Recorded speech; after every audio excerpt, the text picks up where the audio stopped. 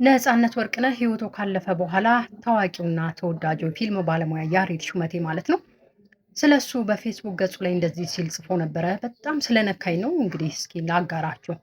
መቀሌ ለስራ ሂደን ነበረ። ታዲያ ቀረጻ ላይ ያለን አንዲት ትንሽዬ ልጅ መጣችና ጥምጥም አለችበት አለ ነፃነት ላይና ነፂ እናቴ በጣም ትወድሃለች። እዚህ ሆቴል ካረፋችሁ በኋላ ይዣት ልምጣና ትተዋወቅ ወይ ብላ ትጠይቀዋለች ማለት ነው። ነፃነትም እሺ ይላትና የእናቴ ስም ማን ነው? ስፍራቸው የት ነው የሚኖሩት ብሎ ይጠይቃታል ልጅቷን ማለት ነው።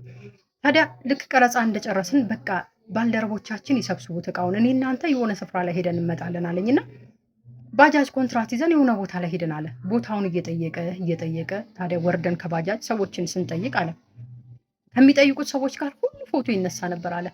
ከዛ ጠይቀን እዛ ስፍራ ላይ ይደርሳሉ። የት ሄደ ይመስላችኋል? የልጅቷ እናት ቤት ማለት ነው። እናትየው ስራ ላይ ነበሩ። ልክ ነፃነትን ሲያዩት እጅግ በጣም ደነገጡ አለ። በቃ በጣም ጥምጥም ብለውበት አለቀሱ አለ።